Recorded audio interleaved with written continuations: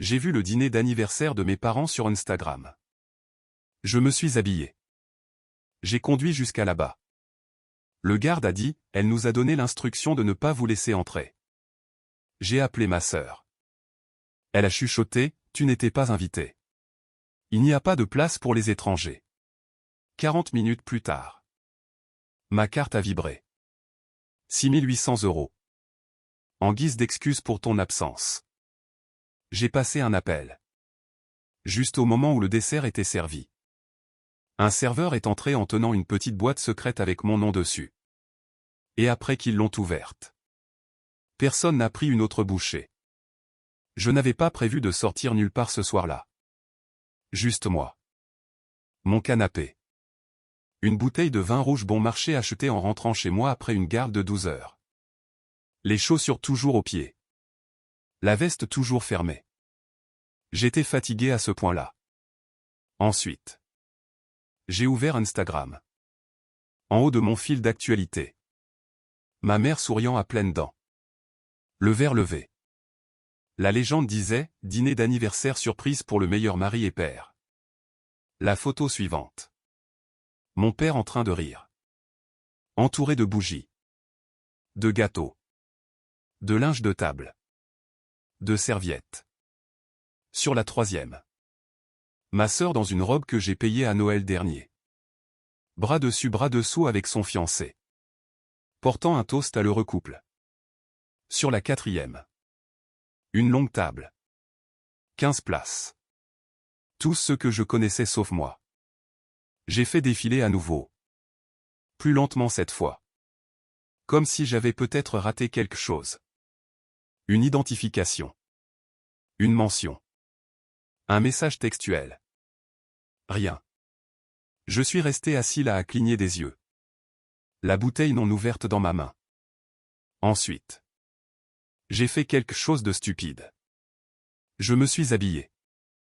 J'ai repassé ma seule chemise décente. J'ai trouvé la montre que ma mère m'avait offerte il y a des années. J'ai attrapé une carte achetée des semaines plus tôt. Vide à l'intérieur. Toujours scellée. Et j'ai conduit. Le restaurant était à 22 minutes de là. Chaque feu de circulation ressemblait à un présage. Je me suis garé 3 rues plus loin parce que la voie du service de voiturier était pleine. L'endroit était resplendissant.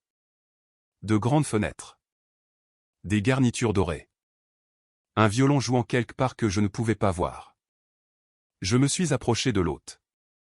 J'ai donné mon nom. Il a cligné des yeux. Il a vérifié la liste. Puis il s'est écarté pour laisser quelqu'un d'autre répondre. Le garde. Plus grand que dans mes souvenirs. Il savait probablement. Il a baissé les yeux. Il a ajusté son oreillette. Puis il s'est penché en avant. Elle nous a donné l'instruction de ne pas vous laisser entrer. Il a dit, vous n'êtes pas sur la liste. Il a dit. Et je cite, il n'y a pas de place pour les étrangers. J'ai cru avoir mal entendu. Ce n'était pas le cas. J'ai ouvert mon téléphone. Aucun appel manqué. Aucune excuse. Aucune explication. Alors. J'ai appelé ma sœur. Elle a décroché après la deuxième sonnerie. Puis elle a chuchoté comme si elle se cachait dans un placard à manteau ou une cabine de toilette. Tu n'étais pas invité. C'est compliqué. S'il te plaît. N'en fais pas toute une histoire. Ensuite. Elle a raccroché. Je suis resté planté là pendant 1 minute entière. Puis une autre. Finalement. J'ai hoché la tête. J'ai dit merci au garde. Je me suis retourné. J'ai marché jusqu'à ma voiture. Je n'ai pas pleuré. Je n'ai pas crié. Je suis juste resté assis là à fixer le tableau de bord. Le moteur toujours éteint. Regardant les invités à travers la fenêtre lever leurs fourchettes. Rire. Porteur un toast comme si je n'existais pas. Puis mon téléphone a vibré. J'ai baissé les yeux. 6800 € retirés de ma carte secondaire. Note pour le dîner de famille. Merci encore. Une deuxième vibration. La même carte. Encore 400 € pour des fleurs et un gâteau personnalisé. Et une troisième facture finale payée en totalité. J'ai souri une seule fois. Pas de joie. Mais de clarté. Ils ne m'ont pas oublié. Ils se sont servis de moi. Ils disaient toujours que j'étais trop occupé. Un bourreau de travail. Qu'il ne répond jamais au téléphone. Qu'il a probablement oublié que c'est encore Noël. Je n'ai pas oublié. J'ai juste arrêté d'essayer d'être présent là où j'ai toujours été une note de bas de page. La dernière fois que j'ai été invité à un dîner de famille. C'était pour l'anniversaire de ma mère il y a 3 ans. J'ai payé pour tout. Le restaurant. Les décorations. Le chauffeur pour grand-mère. Et quand je suis arrivé là-bas, ils avaient déjà fini le gâteau. Personne n'a remarqué que j'avais 1 heure de retard parce que personne n'a remarqué que je venais. Mon nom n'était pas sur la carte. Le cadeau qu'ils lui ont remis. Un cadeau de groupe acheté avec mon argent. Signé par tous les autres. Je me souviens de maman souriant. Ayant les larmes aux yeux. Et serrant ma sœur dans ses bras. Merci. A-t-elle dit. Vous savez toujours ce qui me plaît. J'avais viré l'argent 2 jours plus tôt. Ils le lui ont juste transféré depuis le compte familial commun. Aucune mention. Aucun signe de tête. Pas même un regard. Ce soir-là. Je suis rentré chez moi et j'ai écrit une note dans mon téléphone. L'année prochaine. Ne te donne pas la peine. Je ne l'ai jamais supprimé. L'année d'après. Pour la fête des pères. J'ai envoyé un journal relié en cuir à papa. Monogrammé. Cher. Aucune réponse. Juste un message textuel de ma sœur. Et peux-tu aussi aider à couvrir le fauteuil inclinable que nous lui avons acheté? C'était un peu au-dessus du budget. Genre 300 €. Je t'enverrai le reçu. Aucune salutation.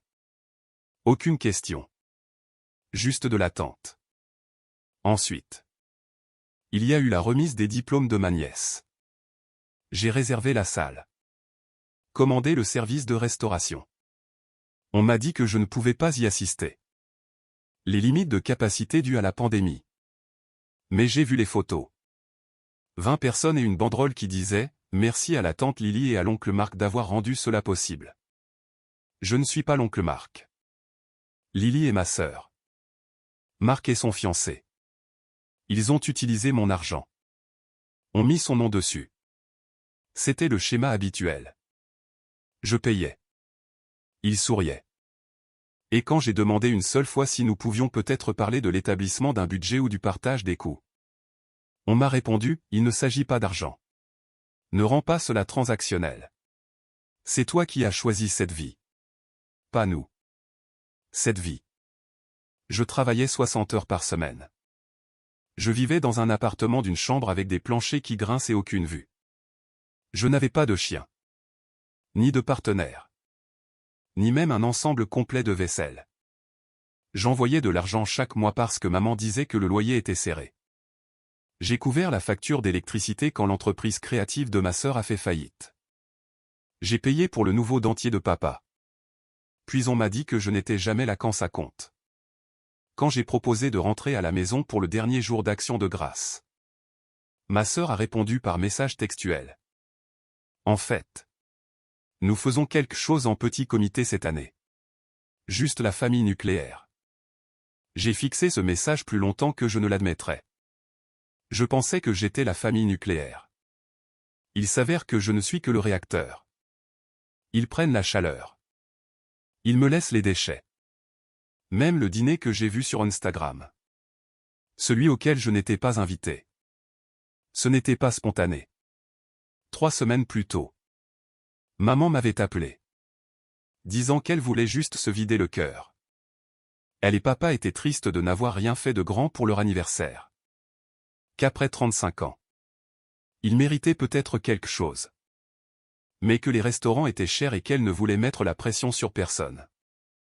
Je me souviens m'être assis sur le bord de mon lit. Regardant mon compte chèque. Et disant ensuite que si tu trouves un endroit. Je m'en occuperai. Vous méritez quelque chose de bien. Elle a reniflé. A dit que j'étais trop bon avec eux. A dit qu'il trouverait quelque chose de simple. C'était la fin de l'histoire. Je n'ai plus jamais eu de nouvelles jusqu'à ce qu'Instagram me raconte le reste. Jusqu'à ce que je voie les serviettes en lin. Le flétan à l'assiette. Le vin importé. Le gâteau personnalisé à 3 étages avec des initiales à la feuille d'or. Je connaissais ce gâteau. Je connaissais cette boulangerie parce que j'ai payé pour la collecte de fonds de Noël de cette boulangerie l'année dernière. Ils m'ont accordé une réduction. Probablement la même qu'ils ont utilisée cette fois. Et la table sur la photo. Cette table comptait 15 assiettes. 15 personnes sur plusieurs générations. Pas de place pour les étrangers. Cette phrase ne voulait pas quitter ma tête. Pas il ne vient pas. Pas il est hors de la ville. Pas nous avons oublié. Non. Il n'y a pas de place pour les étrangers. Comme si j'étais un invité dans ma propre famille. Un étranger avec une carte de crédit. Ils ne m'ont pas oublié. Ils ont compté sur moi. Et ensuite ils m'ont exclu. Et quand j'ai vu ce prélèvement arriver sur mon compte. 6 800 € plus les taxes. Je n'ai pas crié. Je n'ai pas répondu. J'ai juste respiré. C'était la première respiration claire que je prenais depuis des années. Ensuite. J'ai passé un appel. Le silence ne me dérangeait plus. Je m'y habituais. Je me suis assis dans la voiture. Moteur éteint. Radio éteinte. Téléphone sur mes genoux. Regardant les murs de verre du restaurant scintiller sous une douce lumière jaune. Les fourchettes tintaient. Les gens riaient. Mon argent gardait leur verre de vin plein. Pendant des années. Je pensais que l'amour signifiait payer sans qu'on me le demande. Sans tenir les comptes. Sans attendre un merci. Mais ça. Ce n'était pas de l'amour. C'était du recouvrement de dettes. Et ce n'était pas moi qui étais endetté. J'ai ouvert mon application bancaire. 2 cartes. Une principale. Une de secours. Celle de secours était liée au compte familial. Il l'utilisait pour les urgences. Le loyer. Les ordonnances. Les réparations. C'est ce que maman disait toujours. Il n'y avait plus rien à réparer. Le journal des transactions racontait toute l'histoire. 2 900 €. Banquet Lata. Dépôt de service complet. 1 700 €. Conception florale. Arrangement de centre de table personnalisé. 150 €. Amélioration de l'accord mets et vin. 638 €. Gâteau à étage en or comestible 24 carats. 560 €. Violoniste pour 2 heures. Ambiance musicale. 46 €. Service de voiturier pour les invités. 11,80 €. Carte de menu écrite à la main avec les noms des invités. J'ai zoomé sur cette dernière ligne. Les noms des invités. Donc. Ce n'était pas une erreur. Ce n'était pas un oubli. C'était méticuleusement planifié. Ils savaient que je n'étais pas invité. Ils en ont imprimé la preuve sur du papier cartonné. Ma respiration s'est stabilisée. J'ai tapé davantage. J'ai fait défiler jusqu'en bas. J'ai trouvé la section étiquetée compte lié. J'ai cliqué sur délier la famille.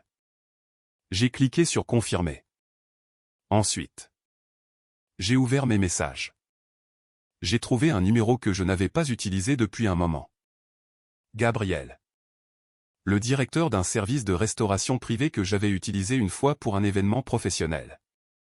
J'ai tapé, j'ai besoin d'une livraison personnalisée ce soir. Sensible au temps. Une boîte. Un nom. Discret. Il a répondu en 60 secondes. Toujours. Quel est le ton? J'ai fait une pause. Puis j'ai écrit, la clarté. Je suis sorti de la place de stationnement.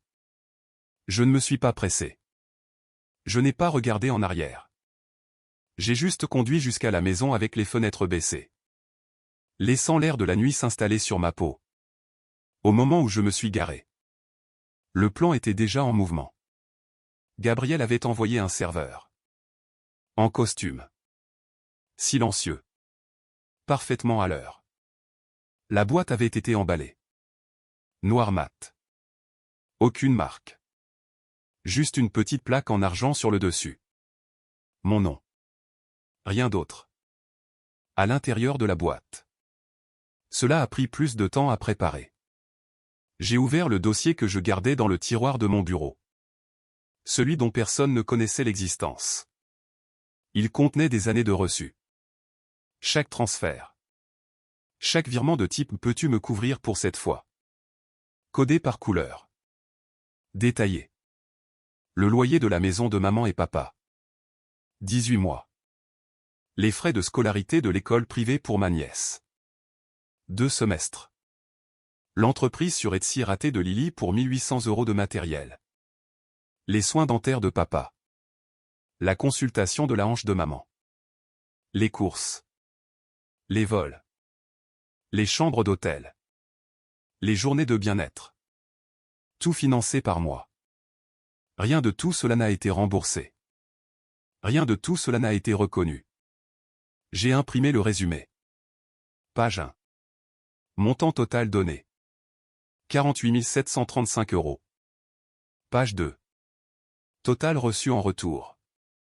0 €. Ensuite. J'ai ajouté une troisième page. Une lettre. Courte. Mesurée. Tapée en police noire et en gras. Cette boîte ne concerne pas la colère. Ce n'est pas une vengeance. Ce sont des mathématiques. Pendant des années. J'ai payé pour un amour que je n'ai jamais reçu. J'ai donné parce que je croyais être à ma place. Ce dîner m'a prouvé le contraire. À partir de ce moment. Je ne suis plus votre sponsor silencieux. Je ne suis plus le plan de secours. Je ne suis plus disponible pour une utilisation discrète. Que ceci soit votre clarté. Que ceci soit votre dernier retrait. Je l'ai signé. Pas de nom.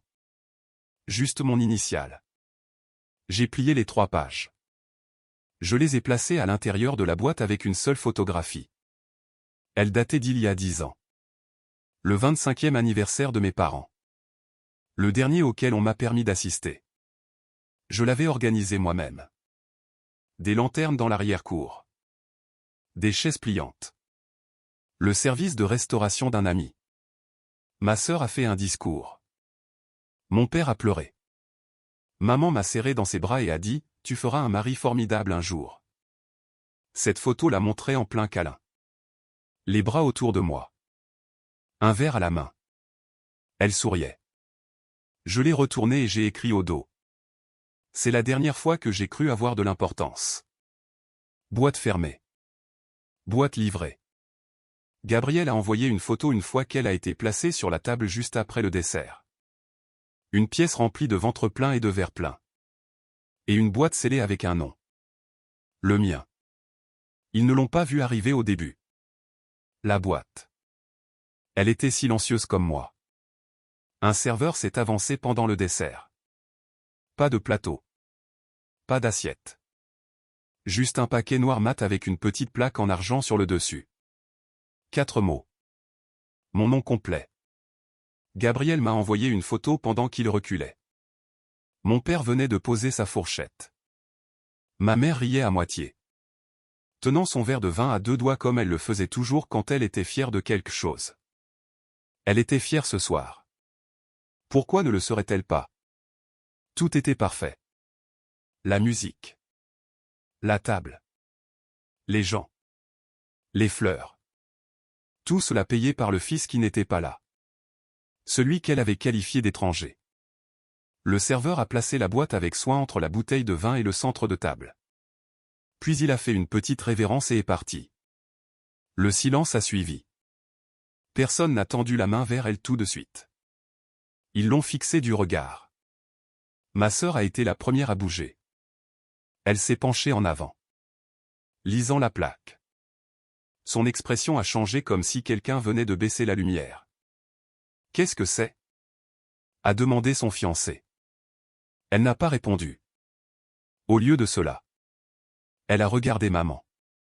Puis papa. Puis a finalement soulevé le couvercle. Il ne s'est pas ouvert d'un coup sec. Pas de fanfare. Juste 3 pages et une photographie reposant à l'intérieur. 3 feuilles de papier. Une vérité. Ils ont déplié la feuille du dessus. Page 1. Un registre. Détaillé. Daté. Codé par couleur. Chaque transaction que j'avais couverte au cours des 7 dernières années. Les vacances. Les réparations de voitures. La facture de l'orthodontiste. L'acompte pour le piano qu'ils ont offert à la fille de mon cousin. Tout cela jusqu'au moindre centime. Papa a cligné des yeux. Il a attrapé ses lunettes. La deuxième page. Page 2. Un seul nombre. Total donné. 48 735 €. Total rendu. 0. Le silence. Même le violoniste a arrêté de jouer. Page 3. La lettre. Maman l'a lue à haute voix. Sa voix s'est brisée à la deuxième ligne. Cette boîte ne concerne pas la colère. Ce n'est pas une vengeance. Ce sont des mathématiques. Pendant des années. J'ai payé pour un amour que je n'ai jamais reçu. Elle s'est arrêtée au milieu. Ses mains tremblaient.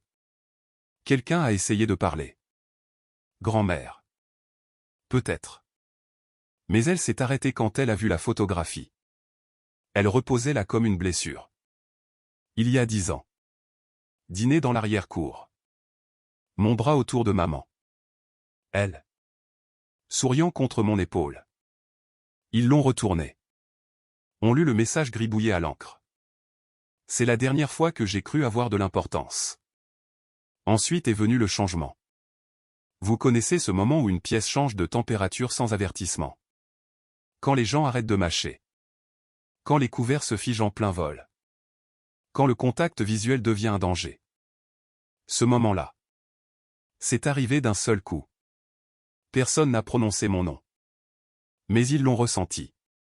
Chacun d'entre eux. Pas seulement maman et papa. Ma sœur. Son fiancé. Ma tante qui m'avait un jour envoyé le message « Tu es le seul sur qui on peut compter dans cette famille ». Mon oncle qui a emprunté 1000 € pour une urgence médicale qui s'est avérée être un écran plat. Mon cousin qui a emménagé dans mon ancien appartement sans payer de loyer et qui n'a jamais dit merci. Ils étaient tous là. Tous rassasiés. Tous coupables. Je n'avais pas besoin d'être dans cette pièce. J'étais partout à l'intérieur. Dans les serviettes. Dans le vin importé. Dans les flocons d'or sur le gâteau. Ils avaient mangé mes cadeaux et porté un toast à mon absence.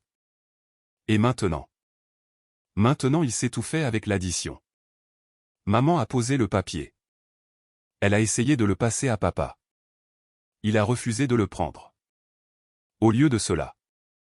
Il s'est levé. A regardé la boîte. Puis a baissé les yeux vers la photo. Il n'a pas parlé. Ne s'est pas assis. N'a pas cligné des yeux. Ma sœur a chuchoté quelque chose dans sa barbe. Personne ne l'a entendu. Personne n'a répondu parce qu'il n'y avait rien à dire. Pas quand on réalise que celui qui est silencieux observait. Calculait. Documentait et attendait. Pas pour des applaudissements. Pas pour de la culpabilité. Mais pour le moment exact où ils se verraient enfin clairement. Et ils l'ont fait. Ce soir-là. Personne n'a fini le dessert. Personne n'a porté un autre toast. Personne n'a ouvert la bouche. Parce que la seule chose qui a été servie après cette boîte a été le silence. Je n'ai pas vérifié mon téléphone ce soir-là. Pas une seule fois. Pas d'appel. Pas de message. Pas de mémos vocaux soudains. Pas de photos floues du dîner. Pas de « nous devons parler ». Rien. Juste le silence. Et honnêtement. C'était la chose la plus honnête qu'ils m'avaient donnée depuis des années. Ils ont enfin arrêté de faire semblant. Arrêté de faire semblant que je faisais partie de cela. Que je faisais partie d'eux. Une partie des albums photos. Des messages de groupe. Des toasts de fin d'année. Et moi. J'ai enfin arrêté d'espérer. J'ai mieux dormi que je ne l'avais fait depuis des mois. Non pas parce que tout était réparé, mais parce que la comédie était terminée. Le lendemain matin, la lumière du soleil a traversé mon sol à exactement 6h42 du matin. Je n'ai pas tiré les rideaux. Je voulais la ressentir. Cette chaleur. Cette clarté. Cette confirmation que j'étais toujours là. Toujours debout. J'ai fait du café. Du bon. Je me suis assis près de la fenêtre dans mon sweat à capuche usée et j'ai regardé une ville qui ne me devait rien commencer à respirer. Des gens promenaient leurs chiens. Des camions passaient en grondant. Un enfant a tapé dans un ballon de football contre le mur comme si le monde ne venait pas de changer. Et j'ai souri parce que ce n'était peut-être pas le cas. Peut-être que ce n'était que moi. J'ai ouvert ma boîte de réception. Un nouvel email. Objet, facture payée. Le banquet a été automatiquement transféré de ma carte de secours. Celle que j'avais désactivée moins de 12 heures plus tôt.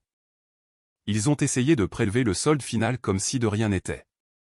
Comme si leur nuit n'était pas financée avec du silence et du sucre.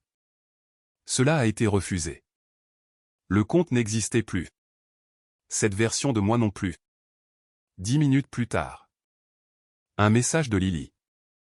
Qu'est-ce que c'était que ça? Pas de salutation. Pas d'excuse. Pas de est-ce que tu vas bien? Juste une attaque. Une diversion. Je n'ai pas répondu. 5 minutes plus tard. Un autre. Tu as embarrassé maman. Papa est furieux. Était-ce ton but? De ruiner leur soirée. J'ai fixé l'écran. Je pouvais sentir les anciens instincts se réveiller. L'envie d'expliquer. De clarifier. D'adoucir le coup qu'elle m'avait porté de 1000 petites manières pendant des années. Mais je ne l'ai pas fait. Au lieu de cela, je lui ai répondu de la seule manière qui comptait. Tu l'as ruiné quand tu l'as planifié sans moi. J'ai appuyé sur envoyer. Je l'ai bloqué et j'ai laissé le silence revenir. Il était plus lourd maintenant. Mais pas froid.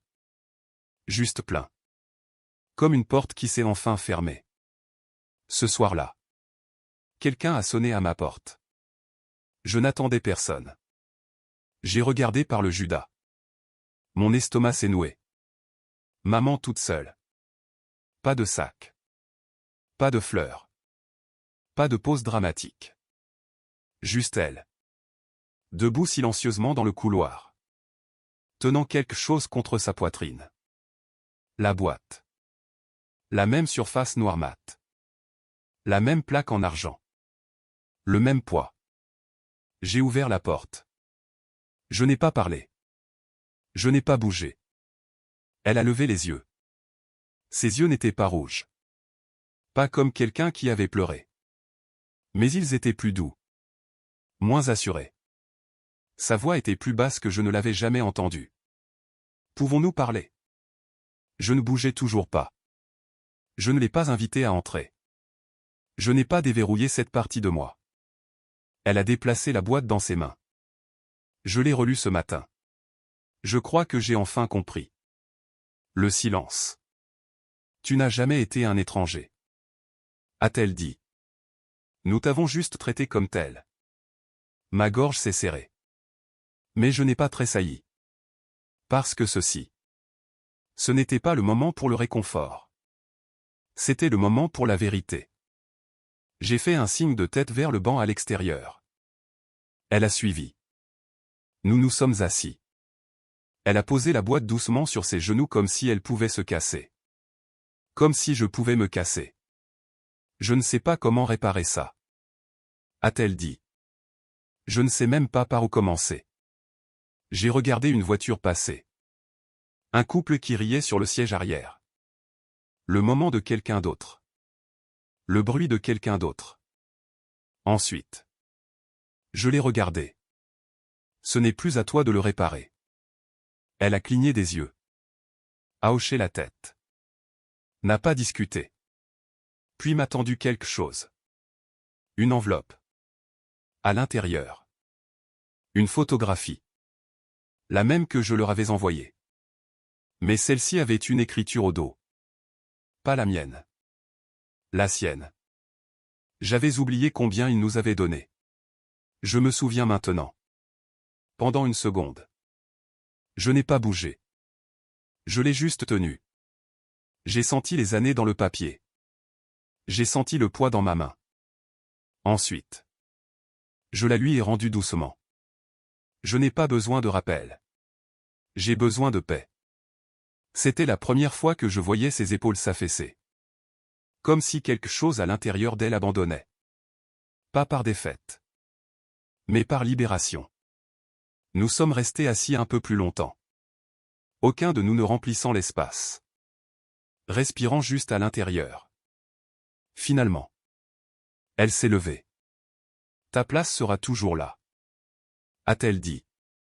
Si jamais tu la veux. Je n'ai pas répondu. Elle a attendu. Puis s'est retournée. A marché par où elle était venue. La boîte à la main. Plus légère maintenant. Peut-être plus vide. Je l'ai regardée disparaître en bas des marches. J'ai fermé la porte. Je l'ai verrouillée. Puis j'ai préparé du thé. Je me suis assis à la table de ma cuisine. Seul. Mais pas solitaire. Plus maintenant. J'ai regardé autour de mon appartement calme. Les livres sur l'étagère. Les chaussures près de la porte. Les clés dans la coupelle. Tout là où je l'avais laissé. Tout ce que j'ai construit. Payé. Gagné. Et j'ai chuchoté à personne en particulier. J'ai apporté ma propre chaise. Cela fait 1 an. Pas d'appel pour mon anniversaire. Pas de carte dans le courrier. Pas de nous avons pensé à toi. Pas de même maladroit transféré par la tante June. Et pour la première fois depuis des décennies. Je n'ai rien attendu de tout cela. Je me suis réveillé. Je suis allé courir. J'ai pris un café à l'endroit du coin où ils connaissent mon nom et ma commande. Et j'ai passé la journée à faire de la randonnée seul dans les collines à l'extérieur de la ville. Le silence n'était plus une punition. C'était un cadeau que je me faisais à moi-même. Je me souviens encore du dîner. Pas parce que j'y étais. Mais à cause de ce qui a suivi. 3 jours plus tard. Papa m'a envoyé un chèque. 48 735 €. Exactement ce que j'avais écrit dans le registre. Pas de mots. Pas d'excuses. Juste un nombre. Je ne l'ai pas encaissé. Je ne l'ai pas déchiré non plus. Je l'ai épinglé sur mon réfrigérateur. Pas pour me venger. Pour avoir une preuve. La preuve qu'ils l'ont vu. Qu'ils ne pouvaient pas l'effacer de leur mémoire. Lily.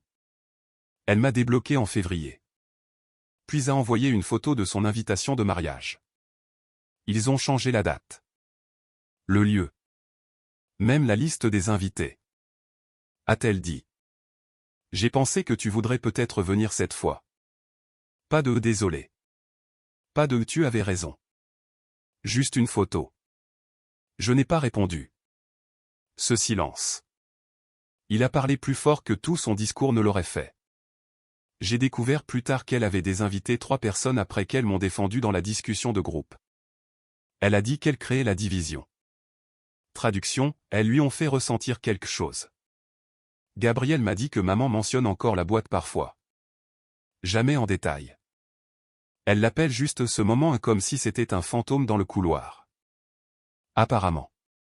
Elle la garde sur l'étagère du haut dans son placard à côté des photos qu'elle accrochait dans le salon.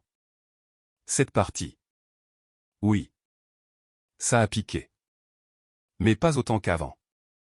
Parce que voici le truc. Je n'ai pas disparu. Je n'ai pas explosé. Je me suis désabonné du service d'abonnement émotionnel. Je n'ai jamais souscrit à la culpabilité mensuelle. Aux factures passives agressives payées en silence. Aux réductions de fidélité du type « mais nous sommes une famille ». Tout a été annulé. Et une fois que l'on annule quelque chose de brisé, on commence à construire quelque chose de vrai. J'ai commencé à organiser des dîners le vendredi. Juste 6 personnes. Des amis. Des voisins. Un collègue qui m'a un jour appelé le silencieux qui écoute vraiment. Nous ne portons pas de vêtements chics. Nous n'attribuons pas de place. Nous passons le pain avec nos mains et nous rions trop fort et parfois nous oublions le vin dans le congélateur. Mais chaque semaine, quelqu'un apporte quelque chose. Une tarte. Une liste de lecture. Une histoire. Personne n'arrive les mains vides. Personne n'arrive juste pour prendre. Et la nuit dernière, nous étions en train de nettoyer après le dessert quand j'ai remarqué quelque chose d'étrange. Il y avait une chaise supplémentaire. Une de plus que ce que j'avais sorti. J'ai failli la déplacer. Puis j'ai souri et je l'ai laissée.